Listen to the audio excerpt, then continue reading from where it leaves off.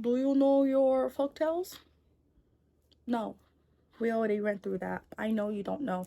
Okay? Look, some of you guys have been coming for me on TikTok talking about, oh, well, I know some folktales. It doesn't matter because you're supposed to tell me so I can tell everybody. And if you're not telling me, how can I verify that you know your folktales? Let's get her done. Today we have a lot of folktales, and by a lot, I mean 4 folktales for you, okay? So today we're going to the east. East. All right, so first place we're going is Austria. Where the fuck is Austria? So I was right. We're going to the east with Austria, and then after that we're going to specifically the south of Sudan, and then we're going to Tanzania, okay? Right here.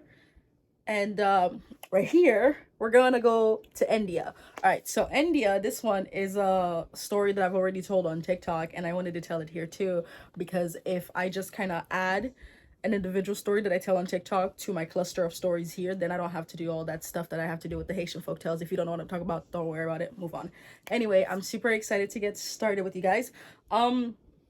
Like, later on, when I have money to pay an editor, because I'm not gonna do it, I don't know how to edit, I'm gonna have like a little map, and like every time I'm like, we're going to this place, we're gonna see a little airplane going from like one place to another, but I can't do that yet, so like, imagine it. Okay, so let me say it again. We're going to Austria. Bing, bing, bing. We're landing. Okay, and then after that we're going to south of Sudan. Bing, bing, bing. And then after that we're going to Tanzania. Damn.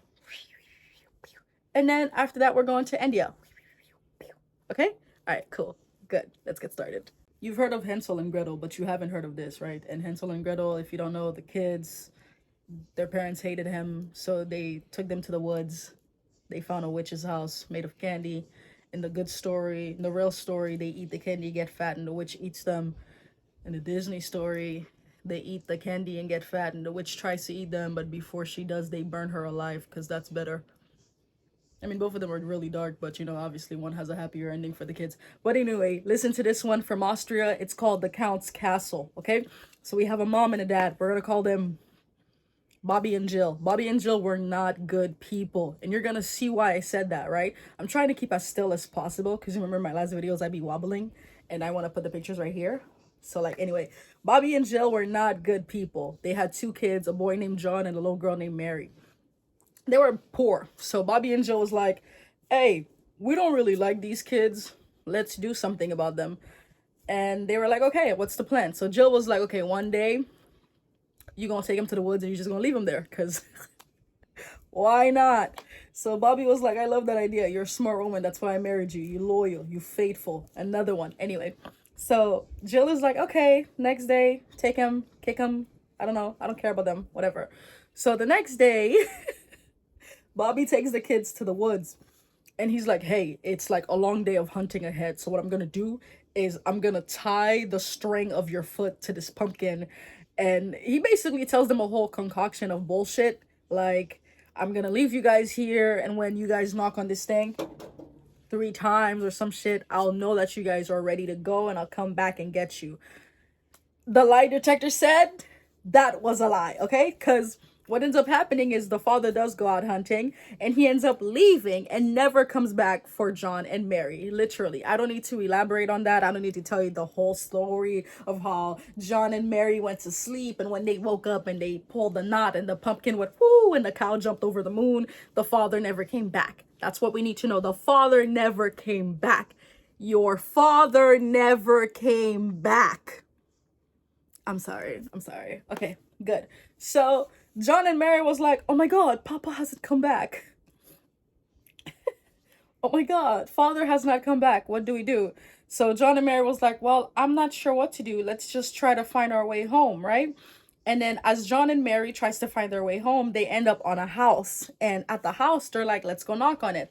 Pop, pop, pop, pop. They knock, and a lady opens the door, and she looked kind of disheveled. Like, so let's just call her Nicole. That's kind of fucked up. My mama name is Nicole, but she's not disheveled or anything. I just was thinking about Nicole because my mama name is also Marie, so I was thinking about Marie Nicole. My mom is a good-looking woman, okay? But we're gonna call this witch Nicole. So anyway, so the witch is like, hi, what do you guys want? What are you doing here? And they're like, Papa left and we have no food. And the witch is like, okay, you guys can sleep here for the night, but you guys have to sleep in the dog kennel because this is a house full of robbers. And if they come in and see you, they will murder you. And the kids are like, oh, okay, that's no problem. I mean, I guess, like, you know, it's a problem, but like, we'll sleep over there. That's fine. So the lady's like, okay, here's a piece of bread for each of you and go sleep. And so they go and they sleep, right? Vibing. The next morning, the robbers are there, they're eating, and then they're going to rob stuff again. And then when they leave, the witch is like, oh, kids, come out. Let me give you some breakfast. Let me give you some food. And as they're eating, one of the robbers come back. So the ladies like, quickly, go hide. And they hide and they're very quiet. And, you know, they're playing the quiet game. I was going to make a really crazy joke about schools. Because, like, this is basically all schools do to prepare the kids for avoid. Anyway, let's just... So... basically, they were really quiet, and the robber was like, okay, you know, I did what I needed to do when I got home. Now I'm leaving, and they dip. And the witch is like, oh, you guys did such a great job. Okay, but I think it's time for you to go home. You can't stay here. Like, I fuck with you, but we're not that tight, so you gotta go. And the kids were like, oh, okay, well, fine, we'll leave. No problem, but thank you for everything. The witch is like, okay, I'll try to take the straight path, like that narrow path right over there. Take it straight, and you'll go back to the city and probably find your mom and dad. And the kids were like, okay, no problem. So John and Mary hold hands and they skip down the pathway, right? Yippee yappa yappa. You see, that was pretty good than Hansel and Gretel, right? Because they caught a witch that was bad. We got a witch that was cool. Like a realistic witch. Like, she didn't sign up for 2 kids. So she helped them and told them get on their way. So anyway, what happened? Right. So they were walking on the pathway, right? And John and I speak very fast.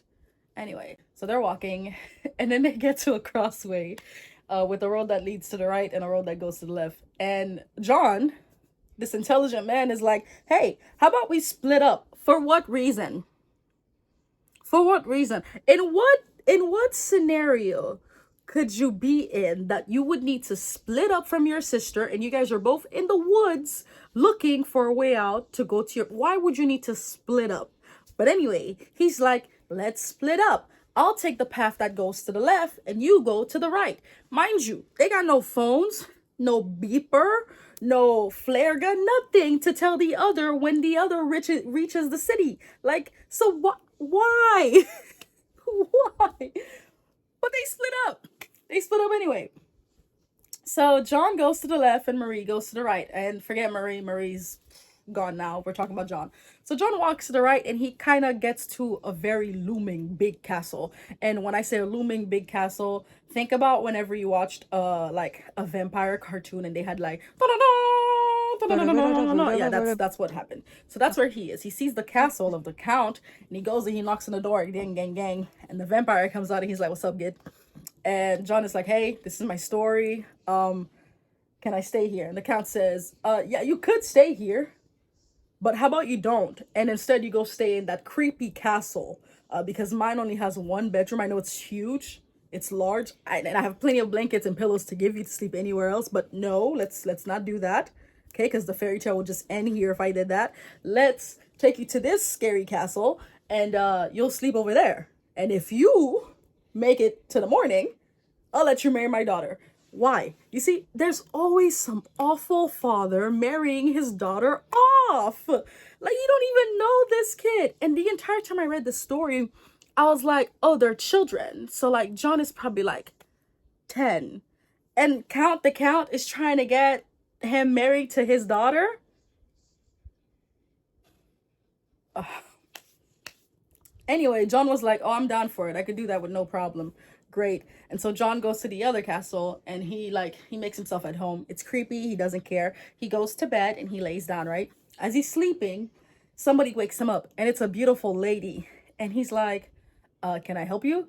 And she's like, yeah, dude, here's this ball of thread. Use it when the time is right, okay? 3 headless men are going to come in the room and they're going to take you somewhere. Use the thread to help you find your way back to the bedroom, okay? Because if you don't find your way back to the bedroom, they're going to kill you. And John was like, that is a very, like, that makes sense to me. There's nothing about this that's like alarming. I love this. Thank you so much. I'm enjoying every minute I'm here. And the woman's like, okay, good night. And John goes to sleep. He goes to sleep. As if he didn't, he goes to sleep.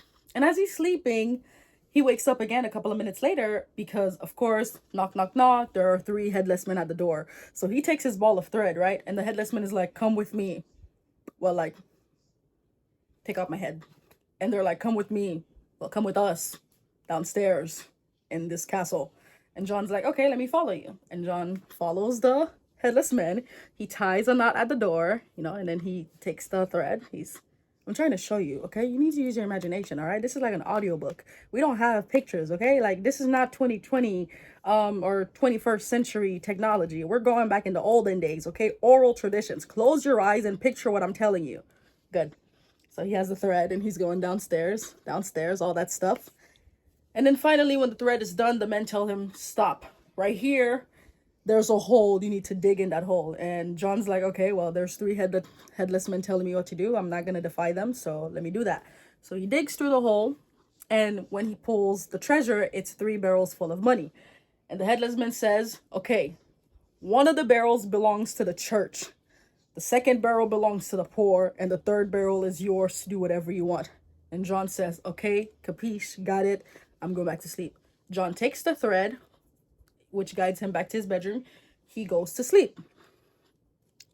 The next morning, John wakes up, he leaves the castle, and he goes to the count. The count is surprised. The count's like, oh my goodness, you're alive.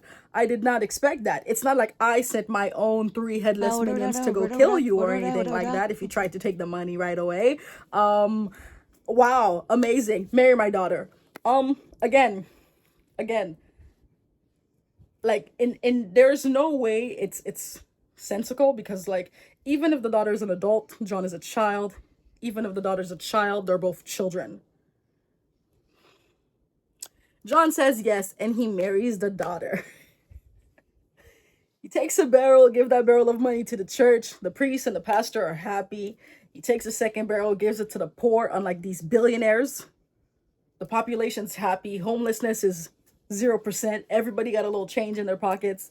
And he takes the last barrel for himself, which he builds a beautiful castle to live with his vampire bride. Okay? And so they live together happily ever after for like months, until one day John wakes up and said, oh my God, my sister. John woke up one day and he said, oh shit, Marie. What happened to Marie? And because he realized that, you know, he forgot about his sister, got his money, and just lived his life, he felt really guilty and felt really bad. And when his wife was like, babe, what's wrong? You've been really sad these days. He's like, yeah, I have a sister. I don't know where she is. And so basically they send scouts to find the sister, which they end up finding that Marie ended up going to a poor people's house. She came over to my crib and we housed her very well. We gave her what we had. And, you know, when John showed up, he just took his sister and dipped, barely gave us any money. He gave us a $20 bill and like a gift card to Costco's. Took his sister, and then they lived forever, happily ever after. Okay, look, I'm going to put the link of the stories in the description, just so if you want, you could go and read them yourselves in their purest form, because one of the funniest part about oral culture is people get to tell the story however they want. So obviously, if I'm telling a story, it's coming out how I'm telling a story, which is how I tell stories. Make it make sense if it doesn't. But if you're interested in reading the story for what it's really like, with all its authenticity, then the links are in the, why am I doing this? Then the links are in the description.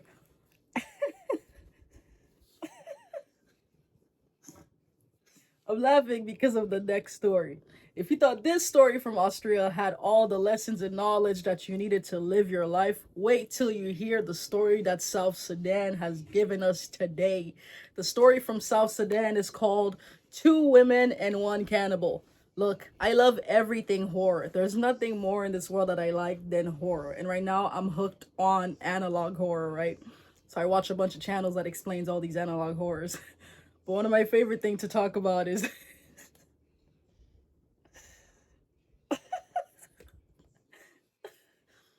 cannibalism. Like, because I think it's just a really, it's like morbidly funny to me. Like, just really thinking that. Anyway, let's get to the story. 2 women and 1 cannibal, right? So once there were two women who were both handicapped. One of them was blind, the other one was physically impaired. It says physically impaired, but I'm assuming her leg had some deficiency, it didn't work very well. So one was blind and the other one, I'm assuming, handicapped lower down.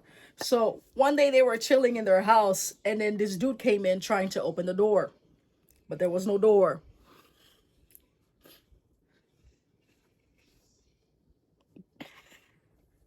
But there was no door. And this dude started like bitching. He was like, wow, I've been everywhere in the world and there's doors everywhere. I can't believe there's no doors here. And the ladies were like, okay, we'll help you build a door. We'll start digging from the inside and you will dig from the outside. And the guy was like, oh, thank you so much. That's very kind of you. Let's do it. So they start digging from the inside and out until there's a hole in the wall. And then the visually unimpaired woman sees that the person standing outside is a cannibal. Now, don't ask me how they knew that this person was a cannibal. Let's just assume that this person like had on regular clothes and like on their shirt they just said, I'm a cannibal, like I'm finna eat you. Or let's assume they had regular clothes with no like logos or anything, but they had like a human arm in their hands that was like gnawed off a bit. Okay, because I have no idea how she looked at him and she said, that's a cannibal. Like I know a cannibal when I see one, and that motherfucker right here is not real. That okay. So she sees that. She turns to the one who can't see. She says, hey, I gotta jump on your back. Trust me, we gotta get out of here. This guy's a cannibal. The one who can't see is like, okay, jump on my back. And, well, okay, get on. Okay, I'll get you on my back because your legs doesn't work. So they get on each other and they start running away. Y'all, pause. Okay, pause. Look, I tried to find a picture for this thing, and I basically went on, ChatGPT, and I was like, hey, draw me a picture of, like, these two women running away from these men. And, like, they tried their best, but this shit is so funny. What is this?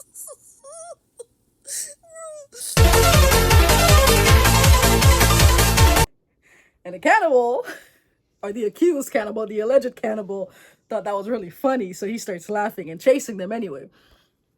And as the girls are running, like girls helping girls, as they're running, the one on top, the one who can see, is like, wait, that's another cannibal again.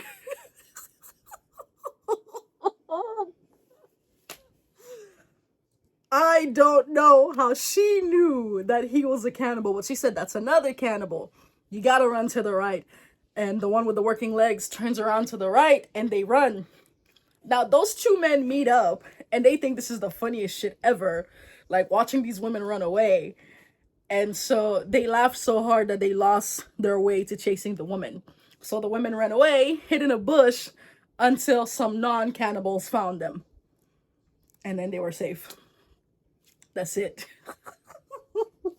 That's it. That's it. Don't ask me nothing. I don't have the answers to your questions. Okay, I gave you the story in its purest form. I have the link down below. Please go read it and you tell me, what did you learn? Look, I didn't get to say it before, but I hope that when you watch my video on whatever device you're looking at them, it's to turn up the volume and to put it down and to go do whatever it is that you need to do, because I am your body double. That's it. I know you're enticed to look, but I swear it's just me, Roger, the hole in my wall, and that's it. And maybe a few pictures here and there. It's not a lot of editing cool shit. I'm literally standing here talking to you. So like, use your imagination and go wash your socks. When was the last time you washed your socks? I go to the gym and I lift weights with my bare foot, but like with socks on, obviously. That's why I'm talking about socks. So my socks are like filthy because they're white, so they're dirty. So I have to like wash them. Like Haitian style wash them. So when was the last time you washed your socks? Think about that. Go do your chores while I tell you the story of Tanzania. I'm gonna pause this because I forgot the name already, because I was talking about socks and body doubles, and there's a line on my lip. I gotta go fix that too. Okay, just give me a second. I'll get back to you.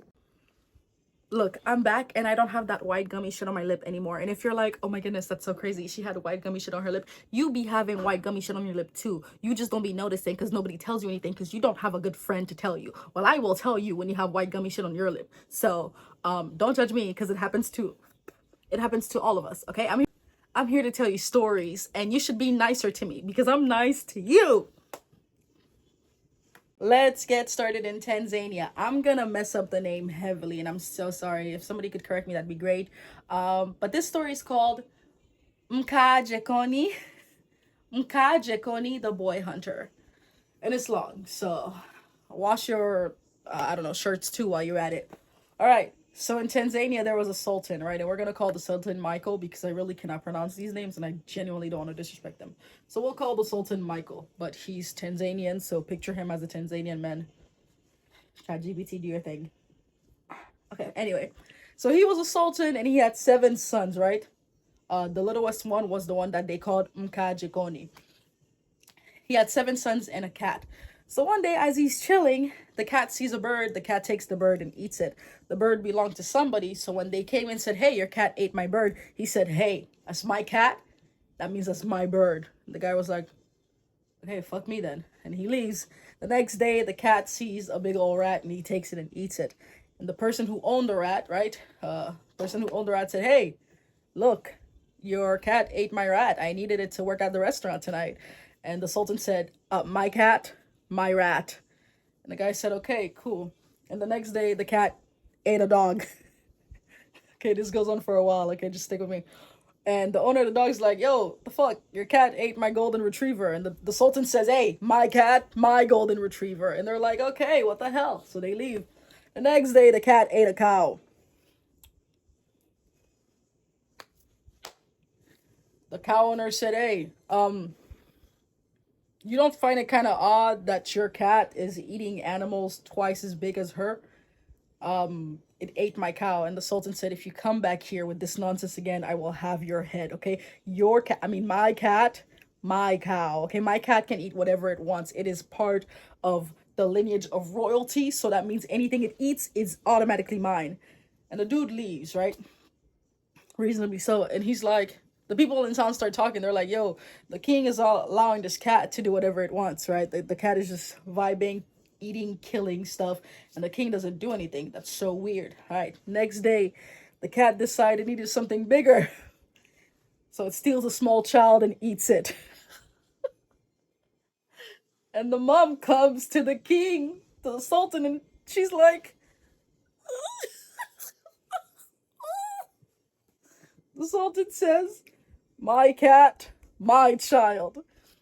And now the town folks are really pissed off. They're like, yo, he's supposed to protect us, but he's like obsessed with this cat. And I'm starting to think this cat is a demon. Okay. They have a way they say demon in the story, which I'm gonna link down below so you'll see the word that they use, but I can't really pronounce it. I think it's Noron. Pause. I'm gonna look to see how to pronounce it. So it's not Noron, like a dumbass, it's Nunda. Okay, so they say Nunda. And in this story, it's used effectively like Jab in Creole, which Jab is like a demon that can eat people, animals, and children, whatever. Or preferably a Lugau. Uh, which is like kind of the same thing, but like kind of the same thing, but not so much. So the Nunda is what they begin to call the cat because the cat is eating shit that's like way too big for her. And the cat's getting increasingly big. So basically, the cat goes around town and it starts eating. When I tell you eating, it's eating chickens, giraffes, children, adults. It's eating anybody, anytime, anywhere. It does not give a damn. And every time they go to the sultan and they're like, yo, hey, dude, your cat's eating my family. He's like, hey, my cat, my family. So every time the people try to move away, like they go further away from the castle and the cat moves its hideout closer to the people so it could have stuff to eat. Every time the people take their livestock inside their homes so that the cat would not find it, the cat sneaks in the house and takes the livestock anyway. So there was nothing that they could do because the cat would just come out of nowhere and take people. If they were taking water, like going to the well and getting some water, they'd get eaten. Going outside, I don't know, to get their mail, they're getting eaten. Like, everybody getting ate, you getting ate, everybody's getting eaten. So obviously the population is pissed off. They're very, very mad. and they don't go outside anymore. Everybody stays inside, including the animals. One day the king's like, my castle's awfully quiet. Do people not like me? This is kind of crazy. Like, my castle's quiet. And he's like, and I miss my cats. So, hey, can I have 6 of my son, not the 7th one, because you're very little and you hang out with a lot of women. And for some reason, I don't like that. Can I have 6 of my son to go with me and go just walk in the fields with some soldiers or whatever? And the 6th son says, sure, father, let's go. We're going to call him Billy 1 through 6. So Billy 1, Billy 2, Billy 3, you got it. So they go outside and they're walking in the fields and they're vibing and chilling. And then they go to the woods, vibing and chilling. But then the Nunda, the cat, the demon cat, I'm going to call it demon cat, it comes by and snatches 3 of the sons. I'm going to choose that Billy 2, Billy 5, and Billy 3. Billy 2, 3, and 5 get eaten. Right? So he snatches them up, takes some, devours them. And then the father's like, oh my God, the cat is a demon cat. Why did nobody tell me this? How could nobody tell me that this cat was going around eating loved ones?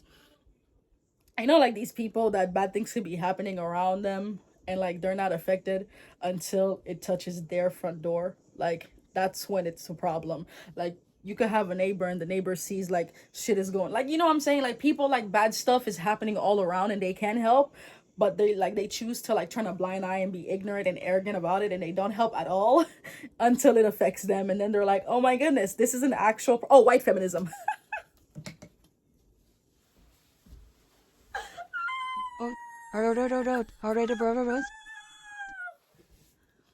Okay, sorry.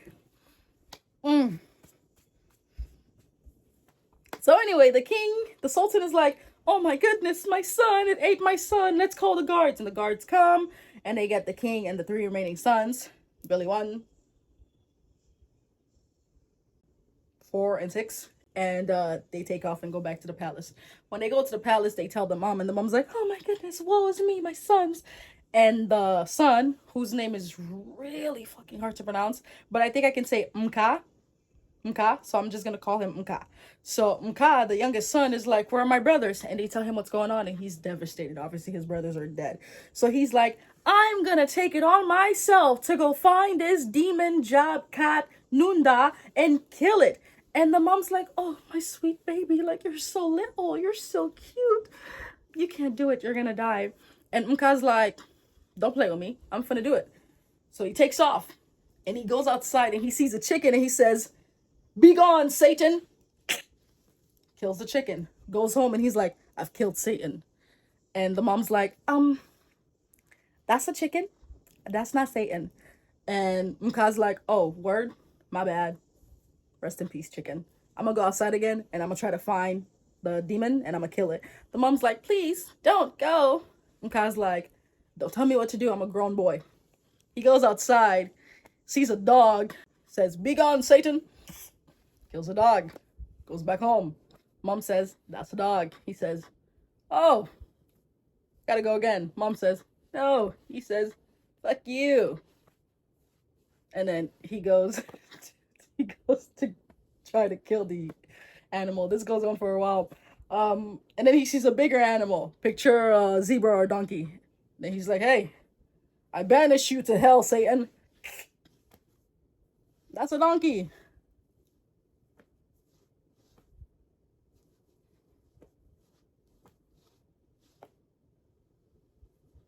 Bigger animal.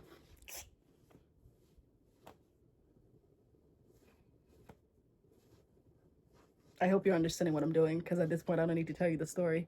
He just keeps bringing animals back inside. Every time he goes, he kills one and he brings it back. And the mom's like, no, that's just a regular animal. That is not the eater of people, the eater of children.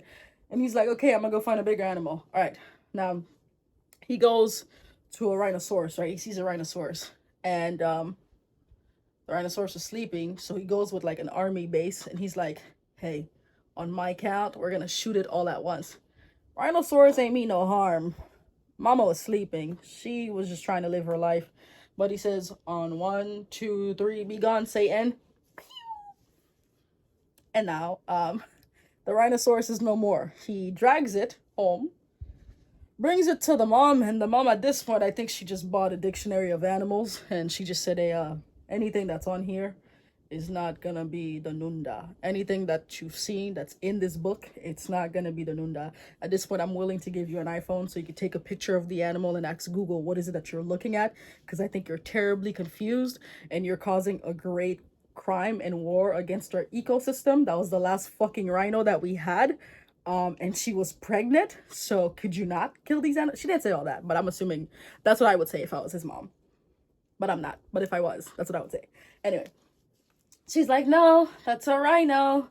And at this point, the whole castle's like hearing him, right? The whole castle's like, that motherfucker won't quit. He just don't quit. Like, we be telling him that, no, that's not it. And he just keep going out there and killing more innocent animals. So the father's like, "Hey, son, you gotta stop." And he says, "Look, that thing killed 3 of my brothers. Billy 1. No, Billy 1 is alive. Billy 2, 3, and 5. So I have to avenge their deaths, and I have to make sure that our population stays safe. Because you couldn't do that, father." Insert Disney moment. But he goes back out there to find another animal, and this time he finds an elephant. And does the same thing. On 3, we're gonna shoot. But one person kind of fucks up this time, and they kind of misfire, which causes the elephant to kind of run rampant. The elephant gets shot, obviously, but like not all the way as it was supposed to, and die immediately. So the elephant runs rampant, and it sends them all up a tree. So they're all hiding for their lives in the tree, and eventually the elephant bleeds to death. When the elephant bleeds to death, Mka and his soldiers get down, and mind you, let me pause. When I read these stories, right, and I hear like he was the youngest son and he was hanging out with the women, that tells me all I need to know, right? Because it's kind of the same in these cultures, right? When you're young, like it's the same in all the cultures at this point. When you're young, like boy or girl, you're hanging out with the women because the women are the one, the nurturing, the domestic household, they're taking care of that. So you're hanging out with them until you become of age, and then you can go with your father and the gang and the guys to work the field. So I'm assuming he was a very young boy. So I'm looking at like a 7-year-old, a 7 to 10-year-old killing an elephant. That's badass. Okay, nobody can say nothing about Mka. Mka is the goat in all of these stories I've said. It doesn't matter who was there, when, where, what. Any Haitian story, Mka did that because he kept going outdoors and banishing these creatures to hell. Innocent, yes. Dope, absolutely. Absolutely. Okay, let's clap it off for Mka. Anyway, gets the elephant, takes it home, and the mom's like,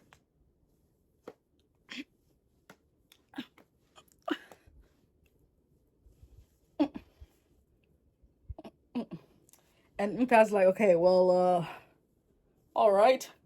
Well, if it's bigger than an elephant, it's gotta be the demon. I'm going." And he takes off. Okay? So he takes off with the army, and like the army sets up. I say army because it doesn't like it's just easier to say like a group of men. He takes off with his soldier. He takes off with his squad. Okay, he goes out with the gang. And I'm assuming the gang is like 35, 25-year-old men, like strong, buff. I'm gonna say like 15 years old actually, because I don't think people lived that long back then.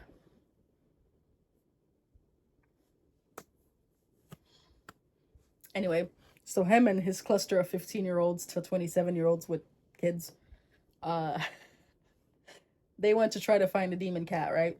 And when they were setting up their camp, one of the guards, he was looking over and he saw a big old monster, right? Look, I'm gonna put a picture of what I presume that demon looked like, right? By the way they described it in the story. And what I'm wondering is, why did nobody describe that thing to him in the first place? Like, why did we not just say, "Hey, Mka, it looks like this. It has big fangs, probably glowing yellow or red or green eyes. It has really sharp claws.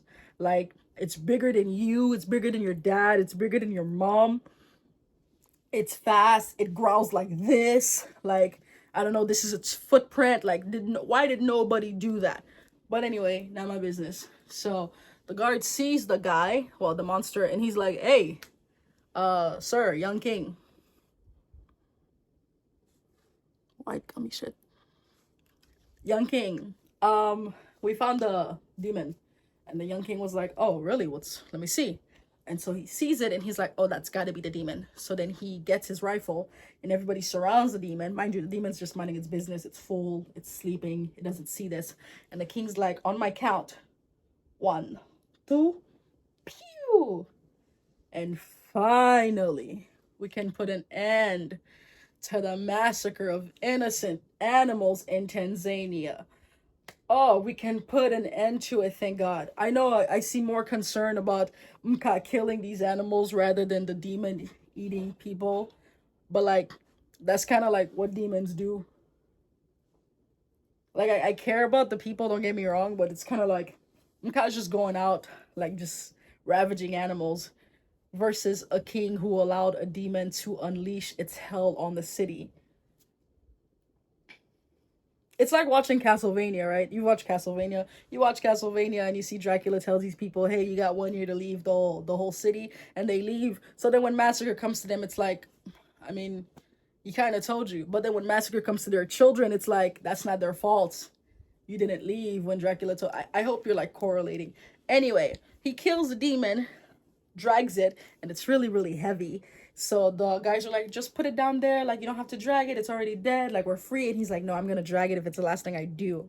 Like, I don't care. And he takes it home and he takes it to his mom. And his mom is like, ah, ah. Kombucha lady. And she's like, yes, that is the demon. Oh my gosh. And the whole palace hears about this.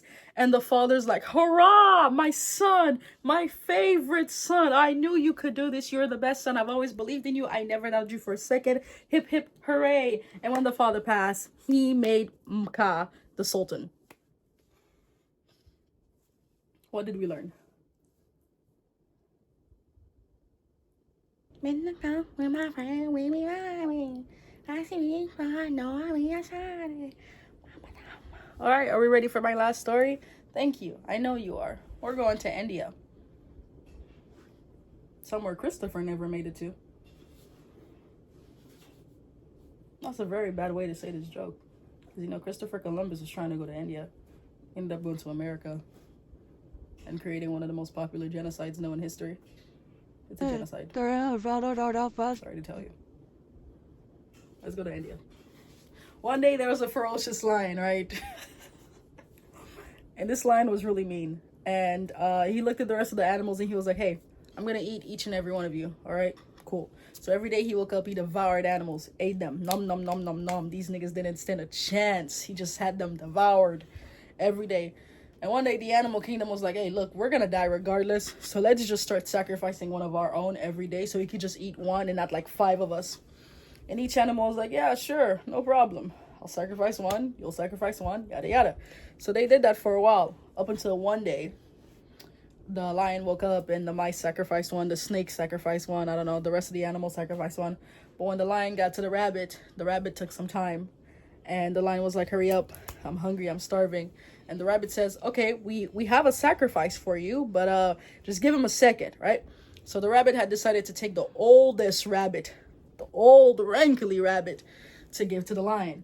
And like a true Haitian, the lion was standing there like at 10 a.m. and the rabbit did not show up till like 5 p.m. So when the rabbit finally shows up, he's like, hi, I'm sorry, I made it. And the lion's like, what took you so long, man? I'm starving. Like, have you no respect for traditions and cultures? And the rabbit was like, yeah, well, another lion killed everybody. I was on my way to come here and the lion killed all the people I know. And I'm the only rabbit left. And the lion was not smart, okay? It's important that we know that the lion is an orange cat. Orange cats are not necessarily the smartest of cats.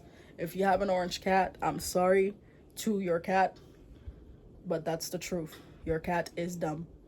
He tries his best. She tries her best. It tries its best. But your orange cat is a little silly. Thank you. So the lion was kind of dumb. Lion ain't peeped that all the rabbits were there just a second ago. And now, like, this guy's telling him that all the rabbits are dead. So the lion's like, there's another lion here in my town, in my turf. That's we don't do that around here. Thank you. We don't do that around here. Orange cats only, and orange cats just being me. Like, we don't take any outsiders around here. Show me this lion. And the rabbit was like, well, that lion is right underneath that suspicious well over there. And so the lion was like, okay, let's go. So they go to the well, and they go on the edge of the well, And the lion's like, where's the other lion? And the rabbit's like, look down, there he is. And he's making fun of you. And the lion looks down, and obviously he sees his reflection, but he's an orange cat. He's kind of dumb, so he thinks it's another lion. So he begins to tussle. And the tussle leads him to fall in the whale. And all the animals lived happily ever after. The end. The end. The end. Okay, what did we learn, right? What did we learn? Our first story was the count, right? Hansel and Gretel gone wrong. I don't know. Our second story is the two women running away from the cannibals. I don't know. The third story is Mka and like the demon cat. I suppose is never back down, never what? Never back down, never Never what? back down, never what? Never give up. Never back down, never what? Never give up. Because technically that's what the cat did. Like it never backed down. Every time the people ran away from it, it found them and ate them. And that's what Mka did. Every time they told him that it wasn't the demon that he brought home, he went back again and took the demon. And for the last story, in India with the cat and the lion and the rabbit, orange cats are stupid. I rest my case. Please feel free to send me more folk tales at right here. And yeah, thank you so much. I'll see you someday, maybe. I hope you finish watching your socks.